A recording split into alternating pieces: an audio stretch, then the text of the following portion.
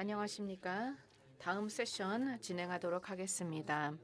연세대학교의 Y 트러스트 그리고 Y 서클에서 주관한 이런 세션에서는 어떻게 대학과 교육기관이 전통적인 학문의 영역을 넘어서 영향력 있는 지속가능한 해결책을 내놓을 수 있을지에 대해서 이야기해 보도록 하겠습니다.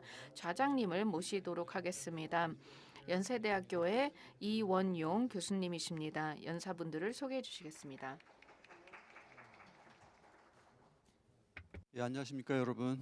GIF 2025 Featured and Scientific Section Number 3 Transdisciplinary Research for Bridging Divide, 즉 경계를 넘는 학제간 연구, 연세대학교의 통찰과 혁신 세션에 오신 것을 환영합니다. 저는 오늘 세션 좌장을 맡은 연세대학교 연구부총장 겸 화학과 교수 이원용입니다.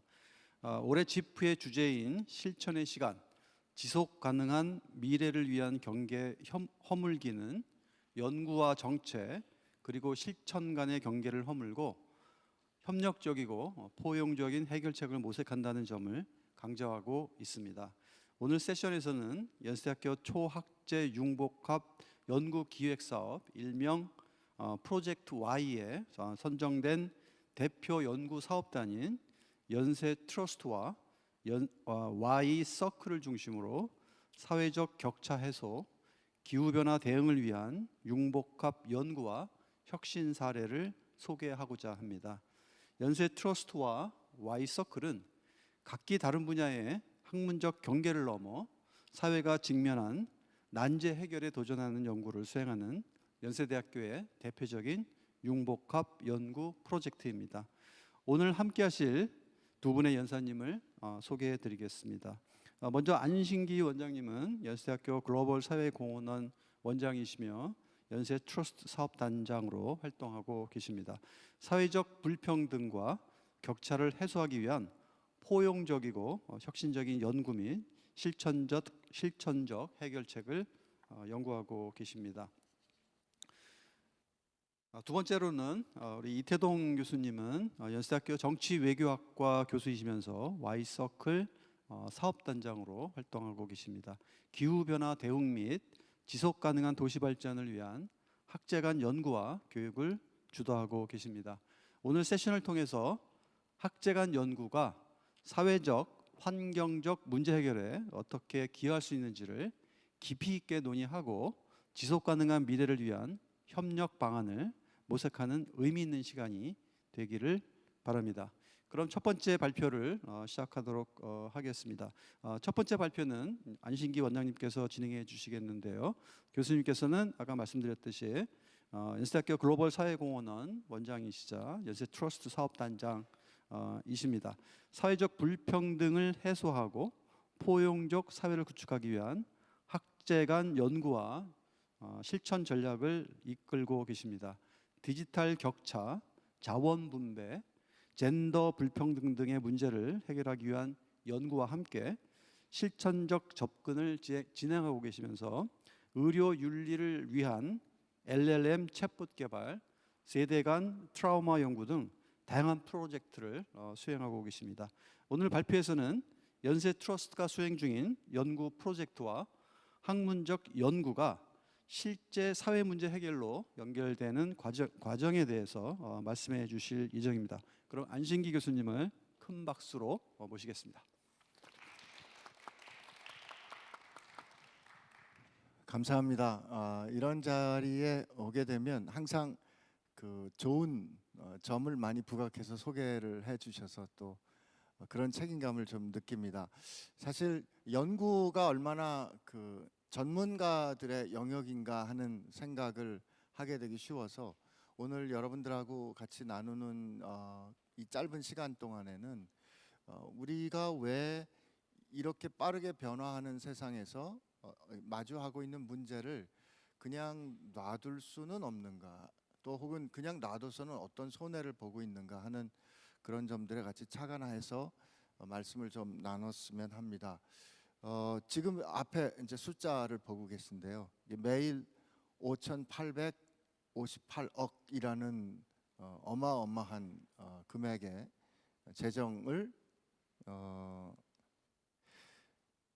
낭비하고 있다는 겁니다. 이게 다른 나라의 얘기가 아니고 우리 한국 사회에 지금 현재 겪고 있는 문제입니다. 정부에서 단국대학교의 그 분쟁 해결 연구센터에 정부 발주 연구를 진행을 했고요.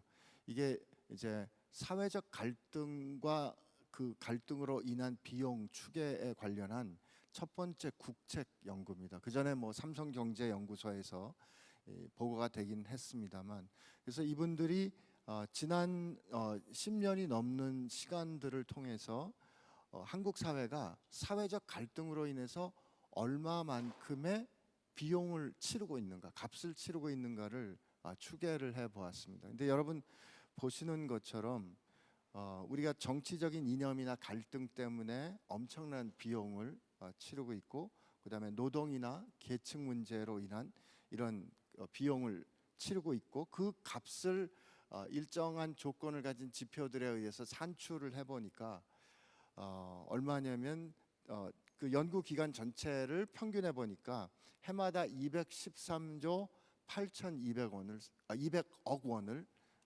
갈등 비용으로 지출하고 있더라. 이것은 한 해 국내 총생산 GDP의 약 8.9%에 해당하는 어마어마한 사회적 비용을 우리가 지금 치르고 있다는 에스티메이트였습니다.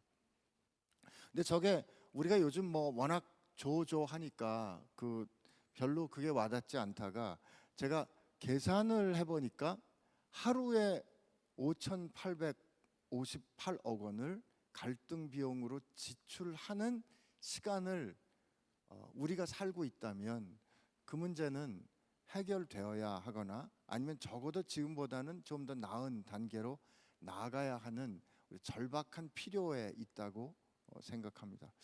근데 이제 미국 그 퓨 연구소의 그 연구 결과를 보면 코비드-19이 지나면서 전 세계가 이 양극화되는 경향이 심해졌는데, 특히 정치적인 양극화가 심해진 국가가 미국과 우리 한국, 대한민국입니다. 이게 미국의 연구소의 관찰인데요. 사실은 우리는 제가 신문 코트를 했습니다만 지난 3월 1일에 그런 양극화의 현실을 우리가 그냥 현실로, 아주 가까운 현실로 지금 경험하고 현재도 살고 있는 것이죠. 사실 이렇게 값을 치르는 그 사회적 갈등 안에는 그 사회적 갈등을 일으키게 되는 격차 혹은 양극화가 있다 생각됩니다. 근데 이 격차라는 것은 우리가 이 자리에 앉아 있는 우리 모두가 서로 동일할 수는 없지 않습니까? 서로 다 다른데 그런 어떤 다름이 사회적인 특권이나 권리나 향유할 수 있는 조건의 차이를 보일 때 우리는 이제 격차 혹은 차별을 인식하게 되고요. 그런 거가 이제 분명해지는 어떤 경향 속에서 갈등으로 이제 전개가 되고, 그 갈등이 그래도 조금 좀 더 나은 쪽으로 이렇게 접근하지 않으면, 진전하거나 해결되지 않으면, 합의되지 않으면 실로 어마어마한 값을 이제 우리가 치른다는 걸 알 수 있겠죠. 근데 이제 문제는 이런 그 폴라라이즈드 되는 이런 양극화의 경향이 데이터로 보면 점점 더 심해진다는 것입니다. 이것은 이제 미국 통계인데 미국의 그 소셜 미디어에 나타난 정치적인 경향이 시간이 지날수록 더 현저해지는, 더 이렇게 양극점으로 가는 이런 걸 보여주는 데이터입니다. 근데 우리가 그 문명사적인 사건이라고 불리는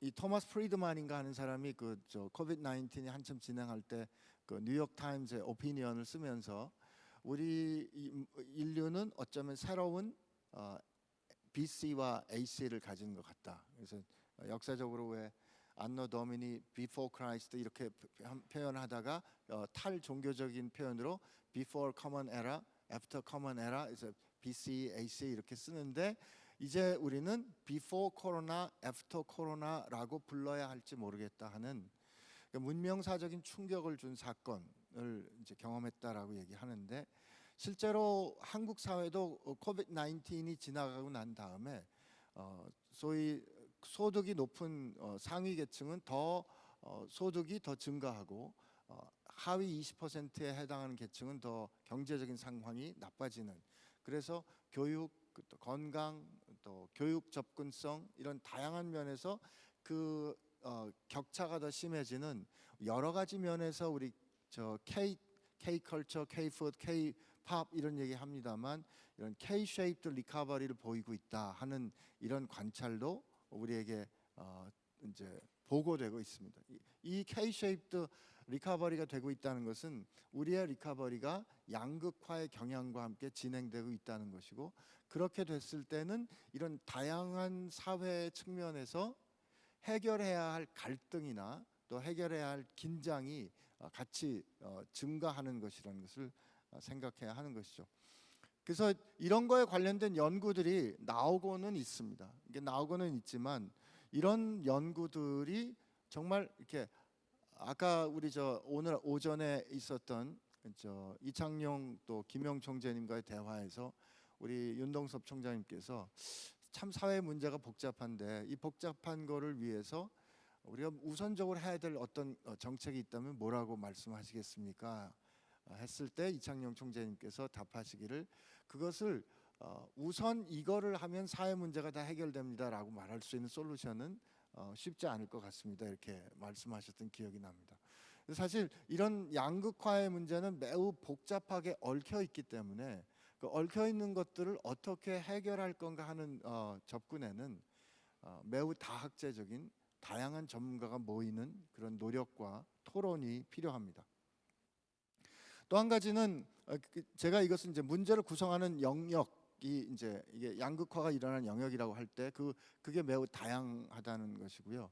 그리고 이것을 해소하는 방안 또한 정부가 주도하는 것뿐만 아니라 시민사회가 또 우리 그 고등교육기관이 그래서 나가서 이런 거를 통하여 공존을 같이 지향하는 어떤 문화적 구성이 이루어질 때 지금보다 나은 세계로 나갈 수 있지 않은가 하는 이제 이런 이제 전망을 하면서 이 연구에 참여하게 됐는데요. 문제는 지금 이제 이 금년도에 나온 다보스 포럼에서 보고해준 월드 리스크 리포트에 나온 지금 현재의 리스크가 무엇인가 하는 건데, 여기 보면 그 미스인포메이션, 디스인포메이션과 소셜 폴라리제이션이 훨씬 더 그 큰 위험한 리스크다라는 것을 이제 이 강조가 돼서 이 부분이 더 자랐습니다. 제가 나중에 좀 보여드리겠지만, 근데 문제는 이제 트럼피즘에 다시 2차로 등장하면서 소위 말하는 트럼프 1기 정부 때 코비드 19하고 같이 겹치면서 그 거대한 세력들이 소위 글로벌 밸류 체인을 깨는 디카플링이 시작이 됐는데, 지금 그게 더 현저해지는 그런 트렌드 속에 우리가 지금 있는 거죠. 뭐 아침에 일어날 때마다 관세 폭탄이니 무슨 뭐 이런저런 일들을 우리 지금 대하면서 살고 있지 않습니까?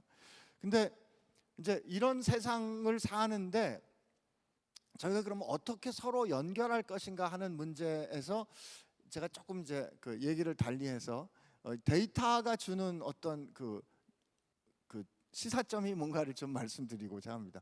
어저께 정재호 교수님이 퀀텀과 우리의 미래에 대해서 얘기를 하시는데 어제 깜짝 놀랐어요. 이 3.1초마다 아니 매 초마다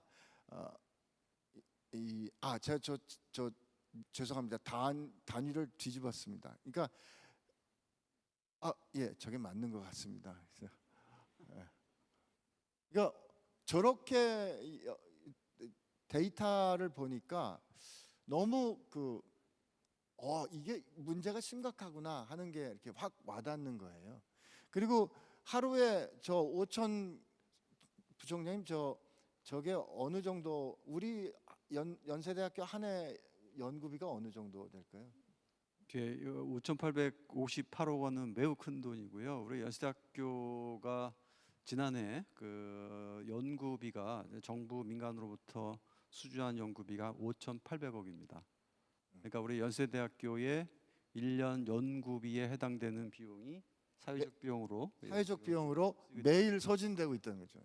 이게 사실은 이런 거를 우리가 알면 사실은 이게 얼마나 절박한 상황인가, 이거 반드시 해결해야 되는가 하는 것들을 우리가 느낄 수 있지 않을까. 그게 데이터가 필요한 겁니다. 그렇지 않으면 우리가 실제로 직관적으로 알고 있는 것과 데이터에 의해서 판단하는 것은 현실이 매우 다르기 때문에, 그러면 이렇게 복잡한 게 얽혀 있는 해결해야 하는 이런 갈등과 이 지구촌 전체 문제, 요거는 작년에 나왔던 보고서인데요. 벌써 한 해가 지나면서 이게 이제 얘기가 좀 다른 거죠. 그래서 저희가 작년에 이 이니셔티브를 제안하면서 이 우리가 유엔이 정한 SDG의 17개는 지구상에 해결되지 않은 문제들을 매우 체계적으로 합의에 정리한 프레임이겠다. 그러면 이 SDG를 대학이 갖고 있는 연구 역량이 어떠한가를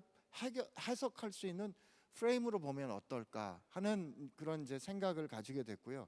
그래서 저희가 어떤 전제를 했었냐면 연세대학교의 모든 학문적 성취, 그러니까 내 전공이 뭐 SDG가 아니다가 아니라 모든 학문적 성취는 결국 다 우리 지속 가능한 미래와 연관된다고 정의했고, 그리고 SDG는 우리에게 지금 당장에 필요한 문제들을 해결할 수 있는 어떤 틀이 해결하는 역량을 분석하는 틀이 될 수 있겠다. 그래서 그리고 이것을 할 때 데이터로 접근하는 게 필요하겠다. 이걸 이렇게 하면 그 안에 SDG 골에 따른 연구자들의 포트폴리오를 만들 수 있지 않을까.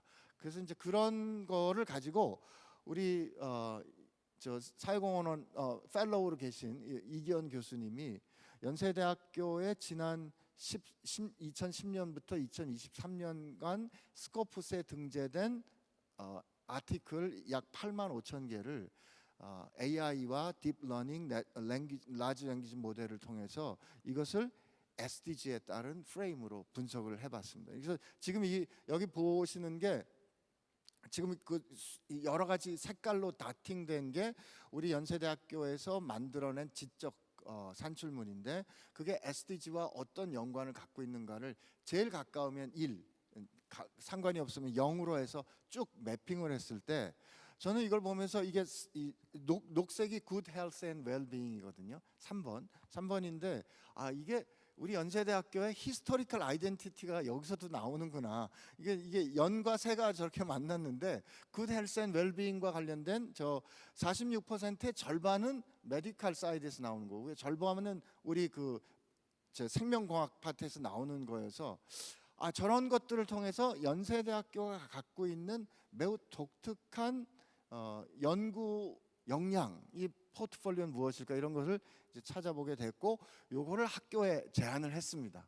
학교에 제안을 했는데 연세대학교 이 연구처와 또 우리 연구부총장님과 대학 행정 리더십들이 그 좋은 접근인 것 같다. 그러면 특히 서로 눈에 볼 때 상관이 없는 것처럼 보이는 다양한 연구 분야를 가진 사람들이 Sustainable Development Goal과 연결된 어떤 사회적인 문제를 해결하는 초학제적인 연구자 그룹을 만들 때 그분들이 당장에 답을 내는 것이 아니라 문제를 해결할 수 있는 프로포절, 문제를 해결할 수 있는 단단한 연구 계획들을 만드는 그런 노력들을, 그런 과제를 하면 좋겠다 해서 이제 저와 이태정 교수님이 이끄는 두 연구단이 이제 선정이 됐습니다. 너무 감사한 일이고요.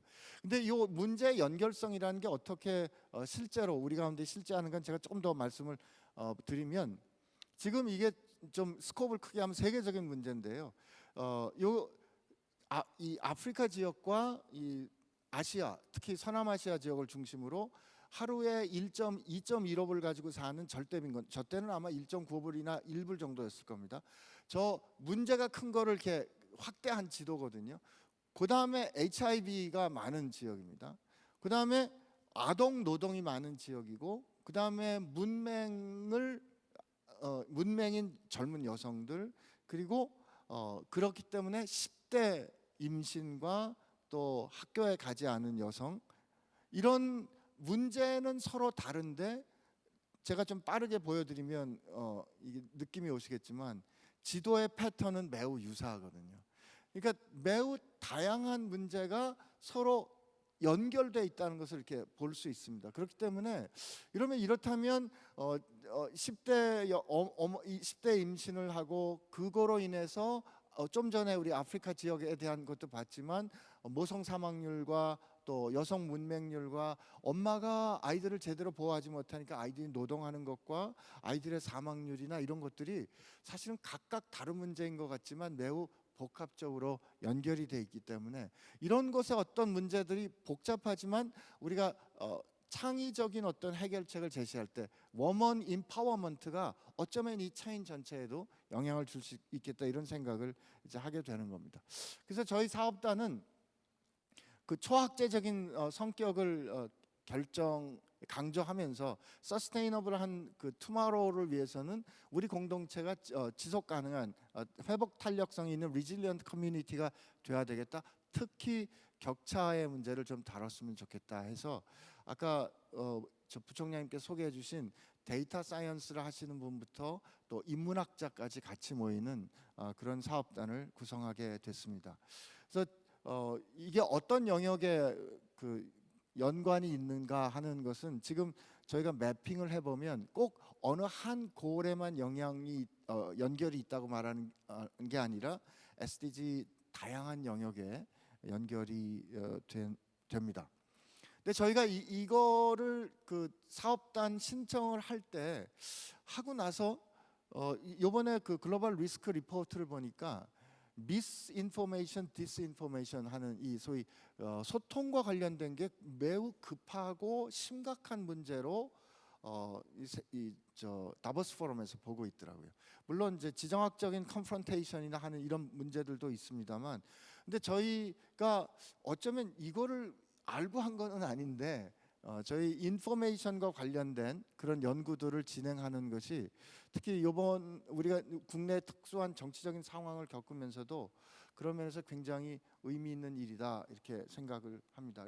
그래서 여기 속한 교수님들이 7개 세부 과제가 있는데 데이터 사이언스를 이용해서 교육과 의학과 거기에 관련된 윤리적인 부분을 다루는 그런 연구들이 이기현 교수님과 함께 진행이 되고 있고요.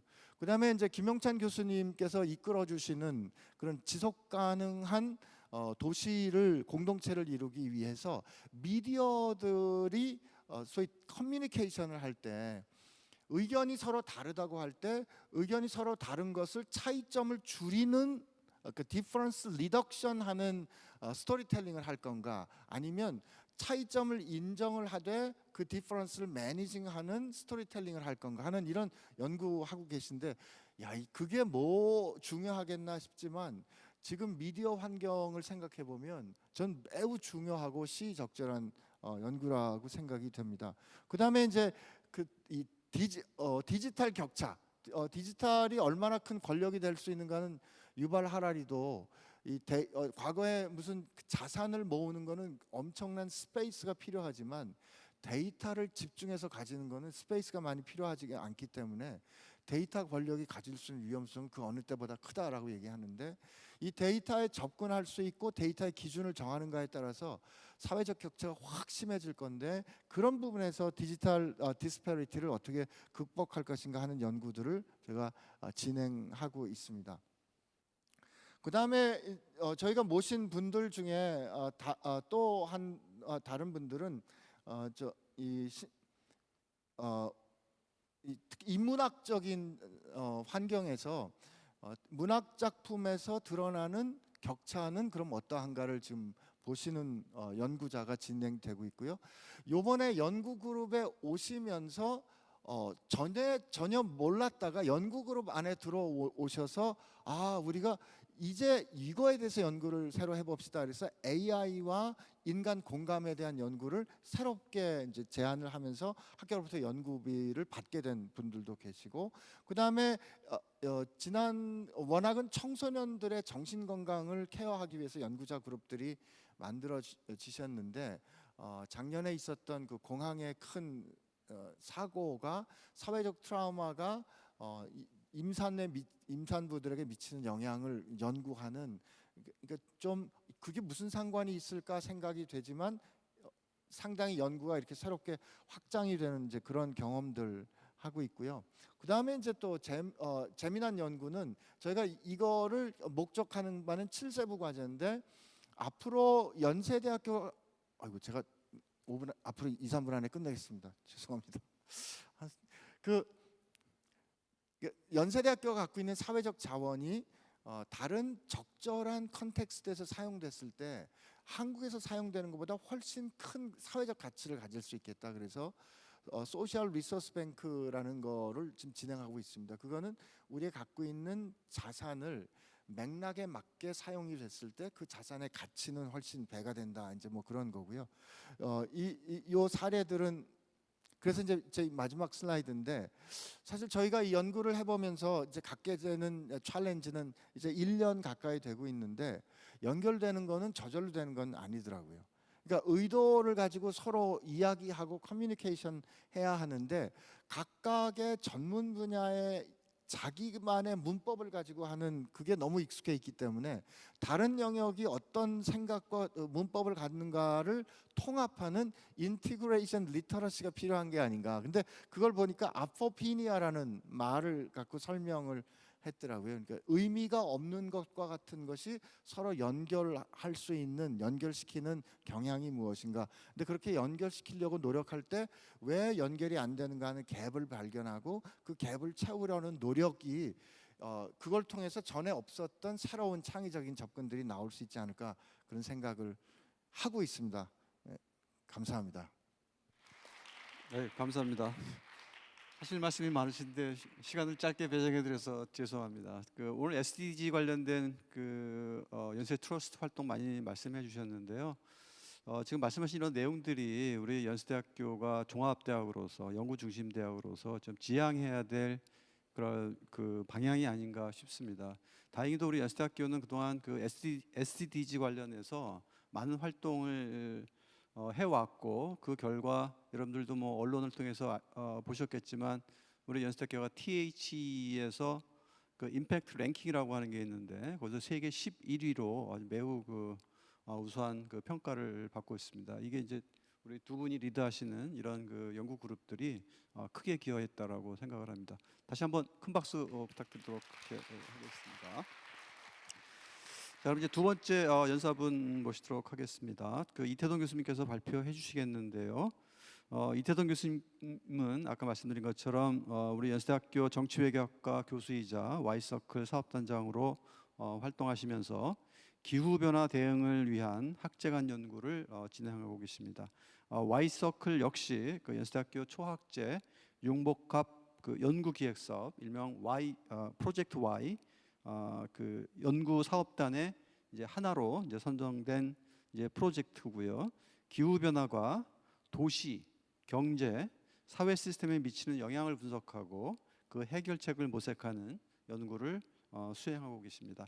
Y서클은 7개 단과대학, 12개 학과의 연구진이 참여하고 있으며 기후 변화 대응을 위한 정책 연구, 글로벌 연구 파트너십 구축, 세미나 및 컨퍼런스를 통한 지식 공유 등 다양한 활동을 진행하고 계십니다. 그럼 이태동 교수님 발표 부탁드리겠습니다. 큰 박수로 환영해 주십시오. 네, 안녕하세요. 이렇게 좋은 기회 주셔서 너무 감사합니다. 방금 소개받은 정치외교학과 이태동입니다. 오늘 말씀드릴 주제는 기후변화에 대한 내용입니다. 저희는 프로젝트 Y, Transformative Climate Change Research and Education 사업을 하고 있고요. 저희가 왜 이 초학제 융복합이 필요한가? 우선 문제가 너무 복잡한 거예요. 문제가 너무 복잡하기 때문에 한 사람의 연구자 혹은 한 디스플레인의 어프로치는 문제를 풀기가 너무 어렵더라고요. 그래서 이런 문제들은 좀 초학제적으로, 특히 기후변화 같은 문제는 초학제적으로 해야겠다라고 생각을 하고 있었는데, 또 학교에서 또 총장님과 부총장님 그리고 학교 본부에서 이런 비전을 가지시고 또 상당한 리소스를 얼로케이트 해주셔서 20분의 전임 교원분들과 이 기후변화를 연구하시는 분들과 같이 팀을 만들어서 다양한 활동을 하고 있습니다.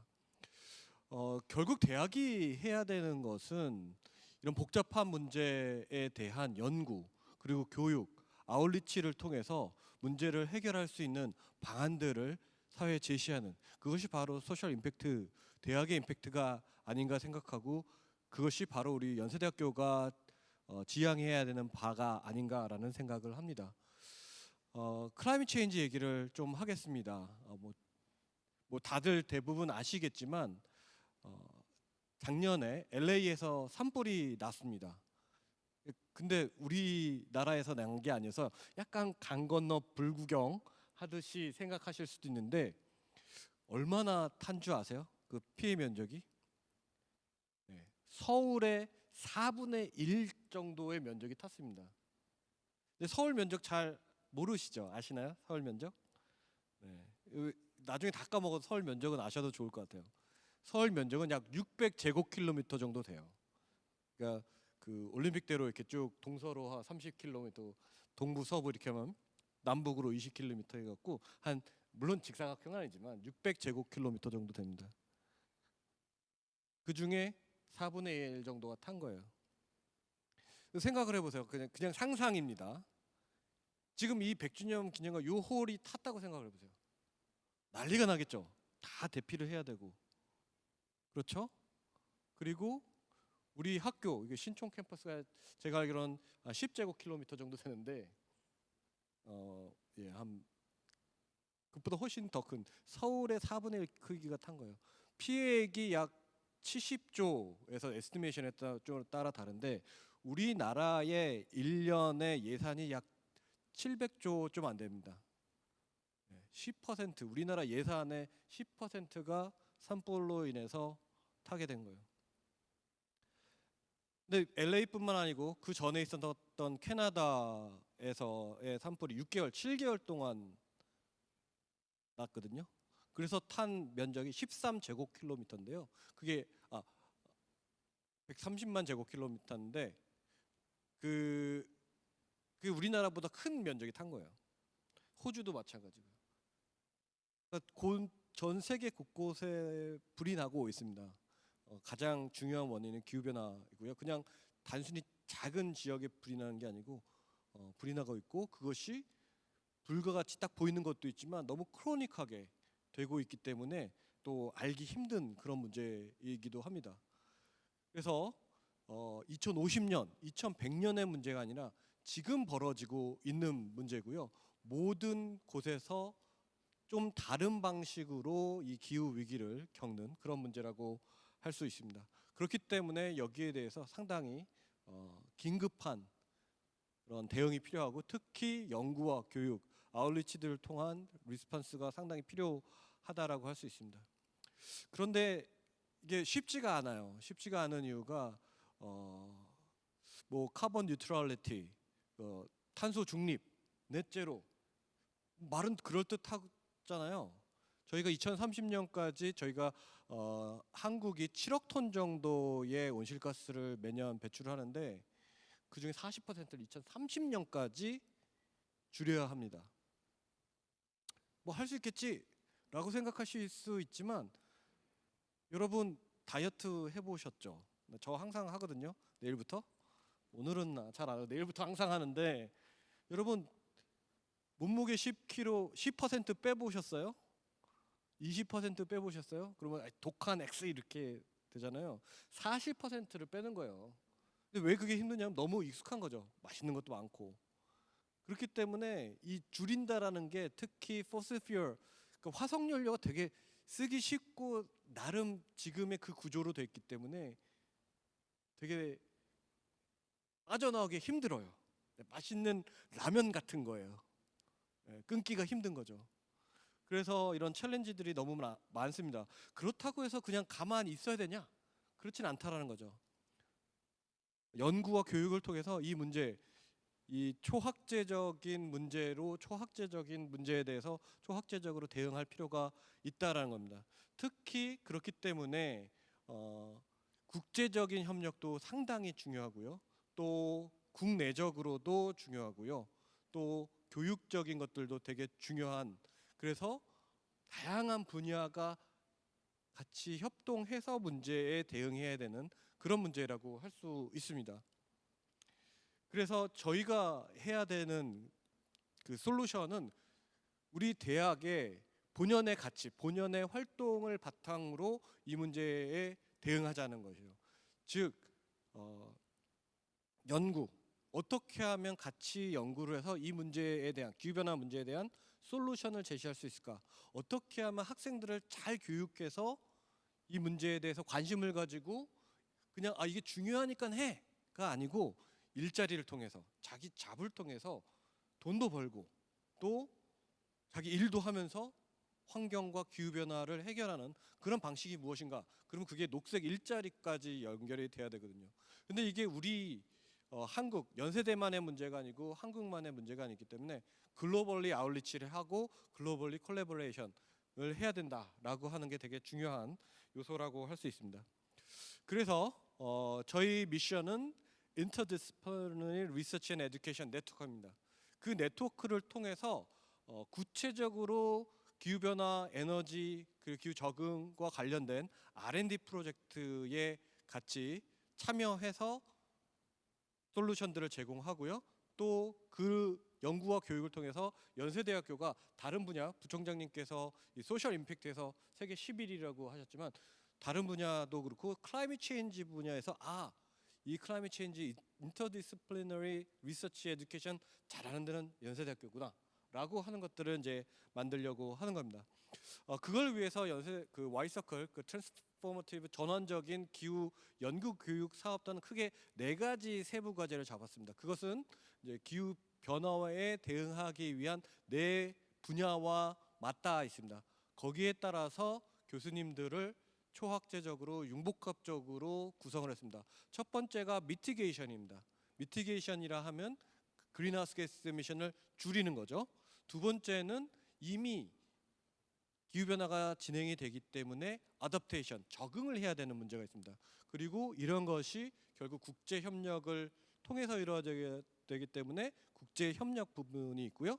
그런데 또 그 기후변화라는 게 아까 말씀한 이니퀄리티라든지 아니면 다양한 여러 플라스틱이라든지 이런 부분들하고 다 연계가 돼요. 그래서 넥서스라는 그 4가지의 파트로 나눴고요. 그래서 팀 1은 이제 카본 뉴트럴리티와 미티게이션, 팀 2는 클라이밋 어댑테이션, 리스크 디자스터 매니지먼트, 팀 3는 인터내셔널 클라이밋 코퍼레이션. 지금 여기서 많이 지금 하려고 하는 게 특히 유럽에 있는 EU 호라이즌이라는 그 리서치 펀딩 그 시스템이 있습니다. 그런 팀들하고 같이 이제 연구도 하고 오늘 또 좋은 기회에 지프에서 하와이의 사례라든지 여러 다양한 기후변화만큼 또 인터내셔널 콜라보레이션을 하기 좋은 주제가 또 있을까 싶을 정도로 할 수 있는 것들이 많습니다. 그리고 넥서스와 관련돼서는 이코노미라든지 리소스 인터랙션 뭐 이런 것들 이컬러지라든지 AI가 같이 연결되는 게 바로 팀 4가 됩니다. 그래서 이제 지금 비전을 가지고 초학제적으로 이 문제에 대응하겠다라고 해서 크게는 리서치 부분, 두 번째는 에듀케이션 부분, 특히 R&D를 통해서 하고 있는데요.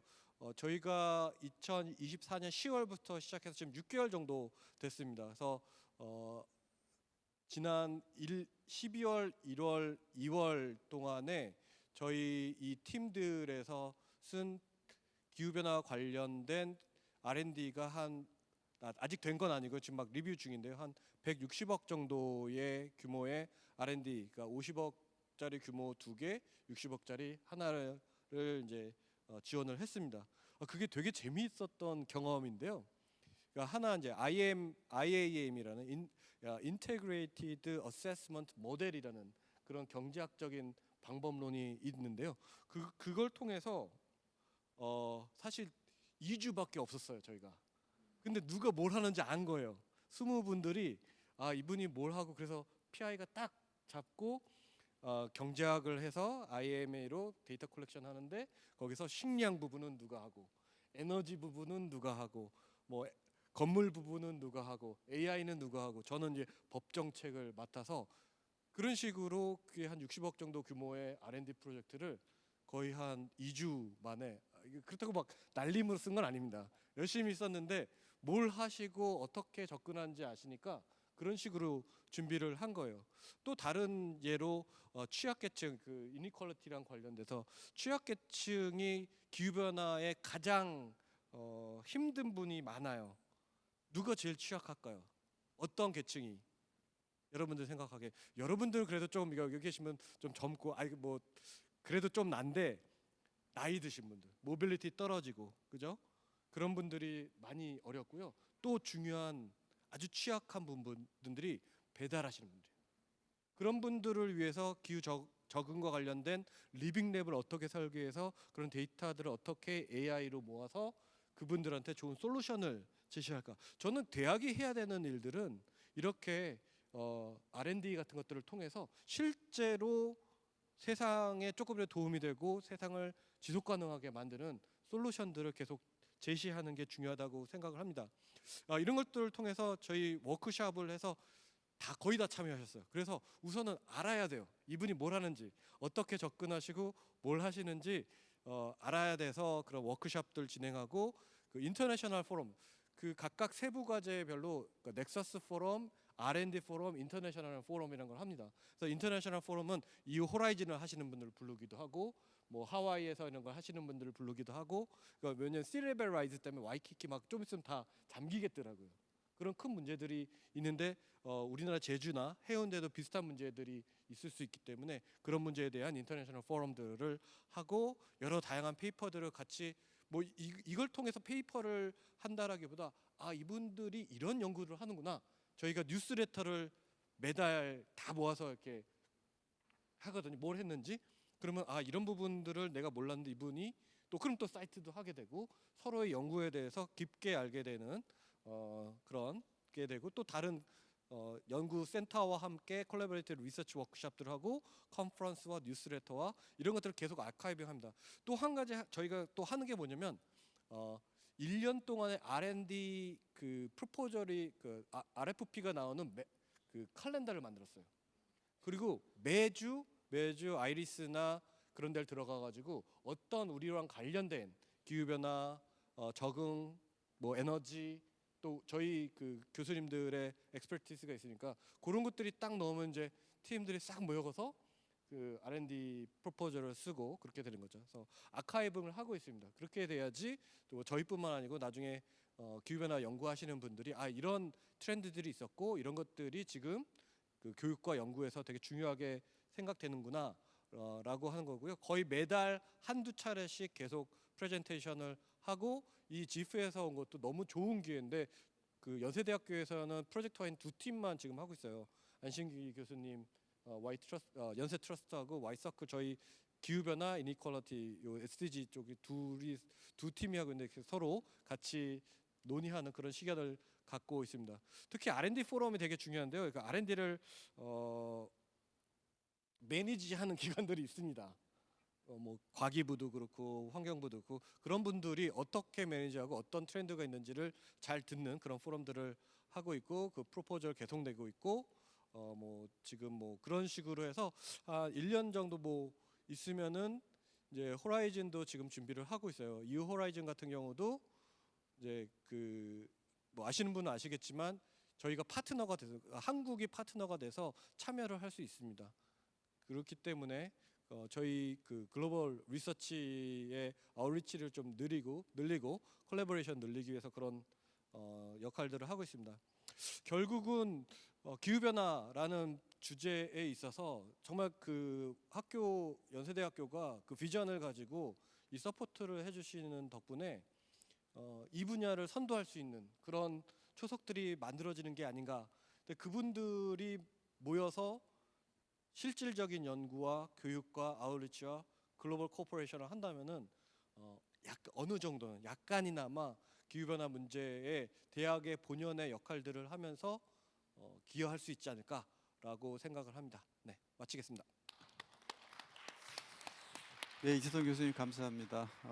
기후 변화에 대응하기 위한 우리 연세대학교의 여러 가지 다학제적 그 연구 활동에 대해서 상세하게 소개를 해주셨습니다. 우리 이 교수님께서 이 발표하시는 중간에 EU 호라이즌 프로그램 말씀을 해주셨는데요.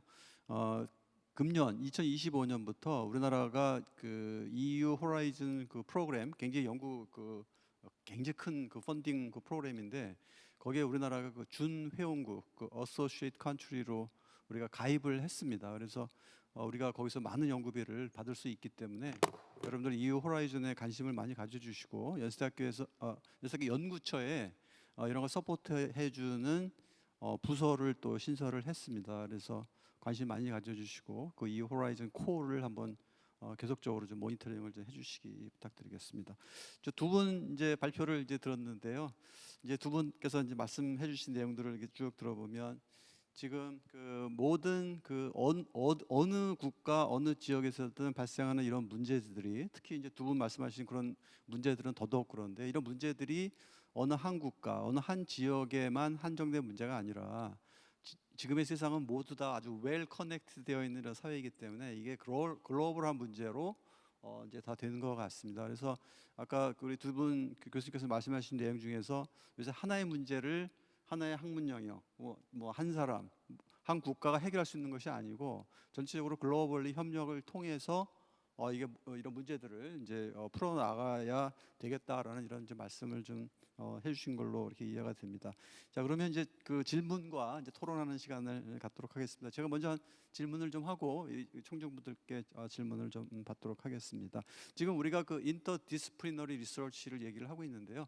우리가 다학제간 연구를 굉장히 많이 강조를 하고 있는데 우리는 자기가 하는 아주 주 전공이 있습니다. 그래서 다학제간 연구라고 하는 것이 우리가 강조를 하면서도 사실상 그렇게 쉽지는 않은 이제 그런 이제 상황입니다. 근데 이제 다학제 연구를 굉장히 모범적으로 잘하시는 그런 이제 사례들을 이제 설명을 해주셨는데요. 제가 질문을 그러면 좀 드리도록 하겠습니다. 보통 이제 학제간의 연구라고 하는 것이 종종 이제 학문적인 배리어 장벽, 그다음에 이제 협력 이 과정 속에서 이제 상당한 이제 어려움을 겪는 것이 이제 사실인데 이제 두 분 교수님들께서는 연세 트러스트와 Y 서클에서 이러한 장벽을 잘 극복하신 걸로 보여집니다. 그래서 이걸 어떻게 극복하셨는지 좀 설명 좀 부탁드리겠습니다. 먼저 안신기 분장님부터 좀. 사실 저는 마지막에 극복하는 중이다라고 썼는데 우선은 제가 이 교수님 발표를 들으면서 왜 학교가 이 프로젝트를 런칭할 때 이 두 연구자 그룹 간에 만나기를 요구했는가 하는 걸 좀 느꼈습니다. 그러니까 저희가 갖고 있는 어프로치나 이 전체 사업단을 운영하는 시스템하고는 또 다른 결이 있었기 때문에 그런 부분에서 제가 오늘 또 많이 배웠고요. 근데 이제 저는 학문 간의 연구가 왜 잘 융합되는데 어려울까는 첫째는 서로에게 대해서 잘 모르기 때문에 서로에게 대해서 잘 모르는 거를 그럼 어떻게 연결해 주는가가 과거는 그냥 사람이 사람을 알거나 아니면 직관적으로 판단하는 거였는데 상대가 갖고 있는 연구적인 관심사가 성과를 데이터로 연결해 주는 어떤 그런 접근법이 있으면 훨씬 더 서로 판단하기 좋겠다는 생각을 여전히 갖고 있고 아마 지금 우리가 하고 있는 시도가 그런 시대의 출발이라고 생각합니다. 두 번째는 연구를 하고 난 다음에 그럼 연구의 과실을 어떻게 나누고 그 과실을 어떻게 인정해 줄 거냐 하는 부분에서 사실은 쉽게 그냥 딱 편안하게 말 못하지만 속셈들이 복잡해지는 게 아닌가 하는 생각이 그냥 솔직한 고백입니다. 그래서 그런 면에서 충분히 그 안에서 어떤 역할을 하고 또 어떤 소위 컬리지얼 스피릿이 있는지 하는 이런 커뮤니티가 빌드업돼 있으면 사실 그 안에서 그 성과를 같이 나누는 거에 대한 거가 좀 충분히 조금 더 편안하지 않을까 하는 생각이 들고요. 그 다음에 그 성과를 인정하는 면에서 규모의 경제가 좀 필요하다고 생각합니다. 아까 이 50억, 160억 그렇게 말씀하셨는데 160억 연구비를 참여한 분들에게 나누는 거하고 1억 6천을 나누는 거는 아주 스토리가 다르거든요. 그러니까 사실은 이렇게 같이 모였을 때 하나 더하기 하나는 이게 둘이 아니라 이 시너지즘을 통해서 이게 이 규모가 일정 이상의 규모로 커지면 그 가운데서 이렇게 과실에 대해서 서로 나누지 못한 데서 나눴던 그런 복잡한 속내들도 조금 더 쉽게 갈 수 있지 않을까 생각이 돼서, 그리고 학교가 정책적으로 이런 융합 연구를 격려하고 또 이렇게 크게 이제 존중해 주는 이런 정책적인 결정과 문화가 있을 때 훨씬 더 진보될 수 있지 않을까 그렇게 생각해 봅니다. 교수님 혹시? 네, 초학제 융복합 연구를 하는 게 어렵긴 한데요. 뭐 가장 중요한 방법 중에 하나가 밥을 같이 많이 먹으면 된다라는 생각이 듭니다. 식구라는 말을 하잖아요. 그러니까 그래서 저희는 가능하면 식사를 하면서 그러면서 뭐 캐주얼 톡도 하지만 요즘 뭐 연구하세요? 아 그런 거 하세요? 그렇게 해서 같이 팀을 맺은 분들이 계세요. 그러니까 서로 물론 뭐 요즘 비대면으로도 많이 하고 뭐 텍스트 메시지로 뭐 아니면 뭐 카톡이나 이런 걸로 다 커뮤니케이션을 하기도 하지만 저도 그렇게 하기도 하지만 밥 먹으면서 얘기하고 사실 예전에 칵테일 파티하고 그러면 아 이거 뭐 귀찮기도 하고 좀 어색하기도 하고 꼭 칵테일 파티가 는 아니어도 서로 커뮤니케이션을 할 수 있는 그런 찬스들이 많은 게 중요하다라는 생각이 들고요. 두 번째는 그렇게 해서 뭔가 같이 할 수 있는 게 있다라고 했을 때 자기의 기여를 잘 생각하고 do your part. 내가 뭘 할 수 있고 그것이 이 전체에 어떻게 기여를 할 수 있는가를 잘 생각해서 같이 좀 선을 이루는 방향으로 함께 협력해서 선을 이루는 방향으로 생각을 해야 될 것 같습니다. 근데 그렇게 하지 뭐든지 그렇게 하면 좋은데 그렇지 않은 경우도 있긴 하더라고요. 근데 저희도 나름 또 날카롭고 매서운 부분들이 있어서 그런 초학제 연구에서 결국 자기의 엑스퍼티스가 없으면 또 하기가 어렵거든요. 예, 스킬셋이나 엑스퍼티스가 있고 자기의 역할들을 잘하면서 난 내 역할만 할 거야라는 걸 좀 떠나서 전체적으로 어떻게 기여를 할 수 있을지 그 부분에 대해서 좀 생각을 가지고 함께 한다면은 어려움은 많지만 좀 극복할 수 있지 않을까라는 생각합니다. 네, 아유 감사합니다. 두 분 이야기를 듣고 나니까 일단 이 초학제간 융합 연구가 잘 되려면 자기 영역에서 이제 확실한 이제 전문성이 좀 있어야 되는 거고, 그리고 나서 진짜 중요한 거는 이제 커뮤니케이션. 자주 만나서 어떤 문제들에 대해서 같이 토론하고 문제점을 찾아내고 해결하는 방안을 같이 모색해보는 이런 것들이 굉장히 중요한 것 같습니다. 그래서 우리 안식희 원장님께서 학교의 역할이 중요하다 말씀해 주셨는데 학교에서는 앞으로 이렇게 식사 자주 하실 수 있도록 기금을 마련해서 적극적으로 지원해드리도록 그렇게 하겠습니다. 이제 두 번째 질문 드리도록 하겠습니다. 최근에 아주 뭐 AI가 뭐 정말 이 시대에 지금 화두가 되고 있습니다. 그래서 이 AI의 기술의 발전이 지금 어디까지 갈지 우리가 지금 예상하기 어려울 정도로 빠른 속도로 지금 발전하고 있는데요.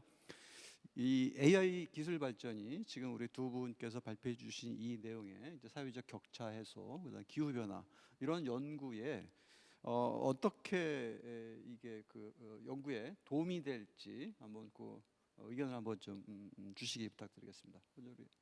어느 분이 먼저? 예.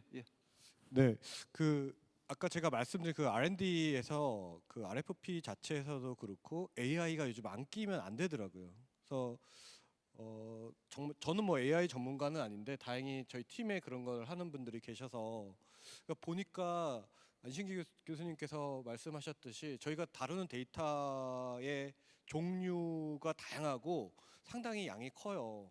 근데 그것들을 다 코디네이트하는 게 그냥 뭐 PI가 사람의 힘으로 할 수가 없더라고요.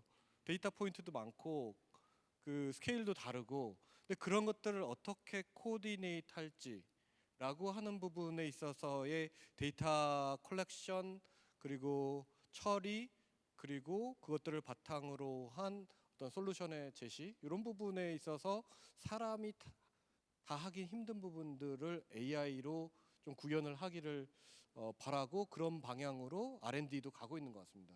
기후변화에서는 특히 그런 것들을 많이 느꼈고요. 그래서 그 아까 말씀드린 그 Integrated Assessment 모델 자체도 예전에 그냥 사람들이 했어요. 근데 그걸 어떻게 그 AI의 그런 서치라든지 그 통합하는 그런 파워를 사용해서 할 것인가라고 하는 게 되게 관건이더라고요. 다른 부분도 마찬가지예요. 그래서 앞으로 여러분들 이렇게 보시면 이제 미래의 연구자들도 계시고 이제 지금 하고 계신 분들도 계신데 과연 내 분야에서는 어떻게 AI가 잘 활용이 될지 저도 지금 그 연구를 하나 짧게 하고 저도 공부를 해야 되니까 하고 있는데 자기 분야에서 AI가 어떻게 활용될지를 좀 잘 고민하시면 정말 좋을 것 같습니다. 그 AI하고 관련해서는 사실 사회적 갈등을 다룸에 있어서 이제 AI가 주는 장점과 강점 중에 하나는 저는 과거에 그 소위 말하는 비정형 데이터를 충분히 다룰 수 있기 때문에 우리가 항상 샘플링을 해서 정형화된 데이터가 가져오는 어떤 한계점들이 비정형 데이터를 다룰 수 있음에 따라서 확장이 되는 측면이 특히 사회학적인 연구나 이런 여러 가지 다양한 학문 경계를 넘어갈 때 도움이 될 거라고 생각합니다. 근데 저는 한 가지 오히려 격차를 고려할 때 AI라는 기술의 접근성의 차이가 우리가 갖고 있는 사회적 격차를 확 오히려 심화시킬 수 있는 그런 측면이 분명히 있고, 그리고 AI의 기술 표준을 정하는 그 사람들이 실제로 그 뭐 예를 들어서 피부 진단을 하는 AI 진단이 백인들에 대한 진단은 정확한데 흑인들과 유색인종에 대한 진단은 많이 떨어지거든요. 그러니까 데이터가 갖고 있는 바이어스나 편향성이라든지 접근성이 오히려 가져올 수 있는 그 사회적 격차를, 그런 점들을 또 오히려 우리가 같이 연구하고, 그래서 우리 그 디지털 디스패리티에 대한 연구를 하는 이유가 거기에 있다고 또 말씀드릴 수 있을 것 같습니다. 네, 감사합니다. 굉장히 그 좋은 의견들을 주셨는데요. 이 요새 AI가 너무너무 중요해지고 있기 때문에 전 학문 분야에서 사실 AI에 대한 우리가 기술에 대한 이제 이해, 활용 방법 이런 것도 우리가 좀 잘 알아야 될 것 같습니다. 다행히 우리 연세대학교에는 인공지능 융합대학이라고 하는 단과대학이 있고요. 근데 각 학과에서는 AI X라고 하는 프로그램을 통해서 자기 학문 분야가 이제 X가 되고 AI를 각 학문 분야에 접목시키는 이런 이 클래스들이 계속 이렇게 생기고 있습니다. 그래서 그런 거를 확대해 나가고 우리 학생들도 그런 것들에 관심을 갖고 자신의 그 전문성을 좀 키워나갈 필요가 있을 것 같습니다. 원래 제가 한 질문을 3개를 해야 되는데 시간 관계상 2개만 하고 여기 그 청중분들에게 또 질문의 기회를 드려야 되기 때문에 다음은 이제 청중분들의 질문 시간으로 넘어가도록 하겠습니다. 혹시 질문이 있으신 분은 손을 들어주시거나 혹은 온라인 참가자는 채팅창을 통해서 질문해 주시면 되겠습니다. 질문하실 때는 소속과 성함을 간단히 말씀해 주시면 감사하겠습니다. 그럼 질문 받도록 하겠습니다. 좋은 패널 감사합니다. 그러니까 저도 융합 연구를 좋아하고 열심히 하려고는 하는데요. 이게 항상 여러 가지의 챌린지가 있지만 그 중에서 제가 가장 해결하기 어렵다고 느낀 것 중에 하나가 어떤 학문적 문화 간의 차이거든요. 그러니까 이게 학문의 언어의 차이는 극복이 가능하고 학문적인 어떤 지식의 차이도 극복이 가능한데 학문적 문화의 차이라는 게, 그래서 의과대학은 의과대학의 문화가 있고 공대는 공대의 문화가 있고 컴퓨터는 또 컴퓨터 특유의 그 약간 히피한 문화가 있고 그런데 이제 그런 문화의 차이에서 나타나는 어떤 갈등 상황들이 없지 않아 있더라고요. 그래서 그런 부분들에 대해서는 어떻게 좀 큰 그림을 봤을 때 협력을 하는 것이 효과적이라고 생각하시는지 의견을 한번 들어보고 싶습니다. 질문 감사합니다. 뭐 어느 분이 답변해 주겠어요? 혹은 뭐 다 답변해 주셔도. 예, 이겼습니다. 문화가 다르면 밥을 같이 먹고 기승전 밥 같지만 뭐 충분히 이해를 합니다. 근데 문화가 다르다는 게 서로 이해하는 게 언어도 사실 많이 달라요. 언어도 되게 다르고요. 어프로치하는 방법도 다르고 실질적으로는 사실 또 그 아까 그 안 교수님 아웃풋에 대한 걸 말씀하신 저널 아울렛도 너무 다르더라고요. 그런 것 때문에 여러 가지 어려움이 생기긴 합니다. 그래서 모든 걸 다 한꺼번에 극복하기는 어려울 것 같아요. 그래서 우선은 이렇게 조그맣게 아니면 크게 뭐 그 필요에 맞게 같이 해 보시면서 아 여기는 이렇게 하는구나 그 다양성을 조금 인정하면서 아 그러면 이 부분까지는 같이 하고 이 부분까지는 같이 못 하겠구나 그걸 조금 약간씩은 정하셔야 될 거예요. 안 그러면 아 이 사람 왜 그러지? 뭐 언어도 다르고 어프로치도 다르고 문화도 다르고 아울렛도 다르고 그러면 이게 하기가 힘들 것 같아요. 예, 그래서 네, 그 경험을 하셨겠지만 그렇게 하시면서 좀씩 이렇게 잘 매니버 하시면 좋을 것 같습니다. 저는 그래서 우리 두 사업단의 책임이 크다고 생각하는데요. 문화는 이렇게 쉽게 바뀌지 않는, 왜냐면 문화가 세상을 정의하기 때문에. 근데 그 문화적 활동에 있어 굉장히 중요한 그 본질적 활동이 먹는 거기 때문에 저도 밥을 같이 먹어야 된다는 게 굉장히 중요하다고 생각합니다. 근데 그런 면에서 아까 그 같이 모였을 때 뭘 할 거냐 할 때 문화를 구성해가는 스토리 빌드업을 할 때 사실 스토리 빌드업을 하는 그 내러티브 컴피턴시가 세 개가 있는데 그 중에 하나가 리스닝, 어텐티브 리스닝하고 그다음에 내가 이태동 교수님께 오늘 제가 들은 얘기를 누군가에게 이태동 교수님이 이랬대라는 레프리젠팅 하는 거.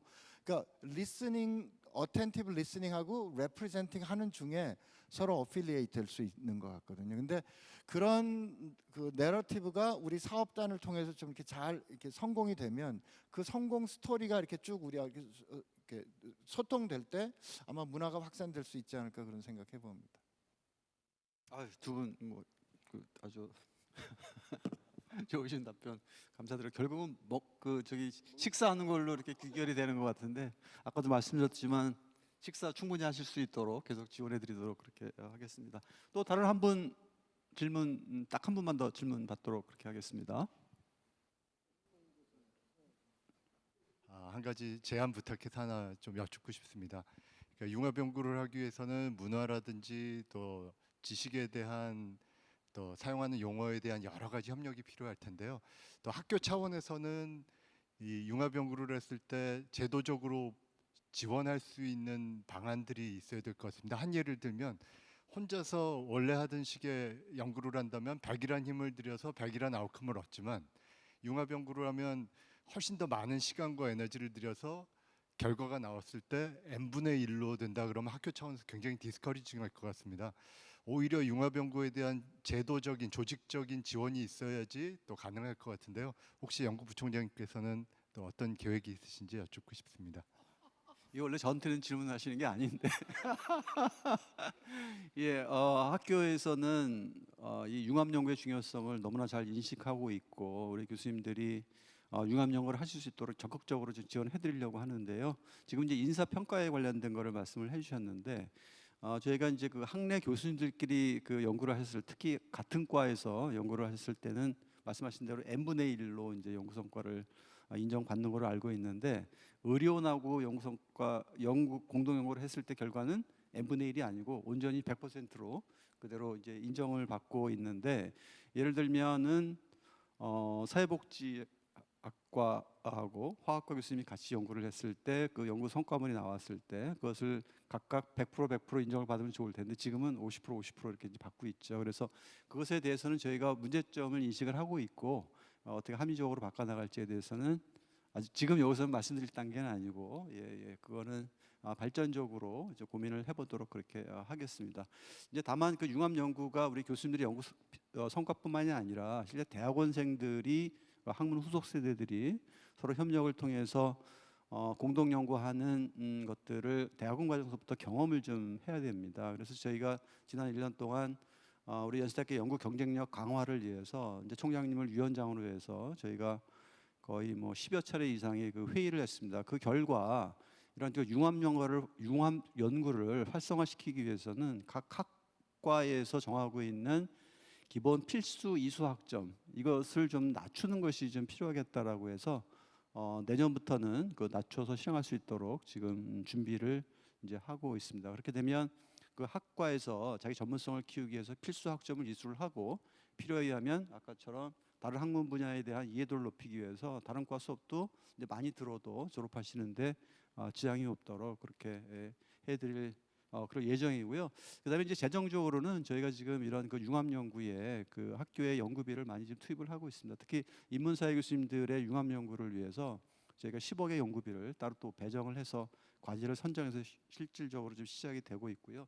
그다음에 지금 이런 그 프로젝트 Y라든지 그다음에 우리 아이콘스 이런 걸 통해서 융합 연구를 적극적으로 활용하고 있습니다. 아주 이렇게 지원해드리고 있습니다. 혹시 더 좋은 뭐 방안, 발전적인 방안이 있으시면 언제라도 제안해 주시면 저희가 고려해서 지원해드리도록 그렇게 하겠습니다. 자, 이제 시간이 뭐 한 5분 정도 지나가서 정리를 좀 하도록 하겠습니다. 오늘 세션을 통해서 우리는 학제간 연구가 사회적 격차 해소와 기후 변화 대응에 기여하는 방식을 우리가 깊이 있게 살펴보았습니다.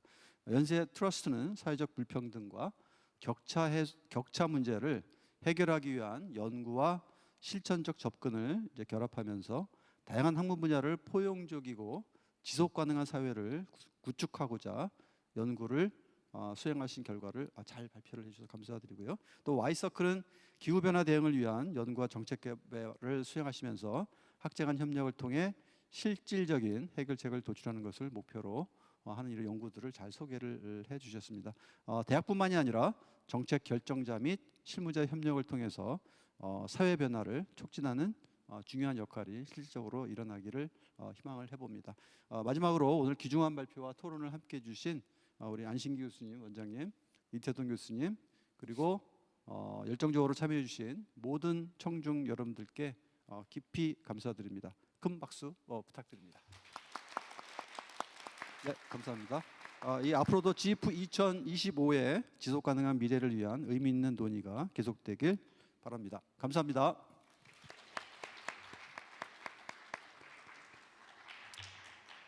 Okay, thank you very much for 네, 감사합니다.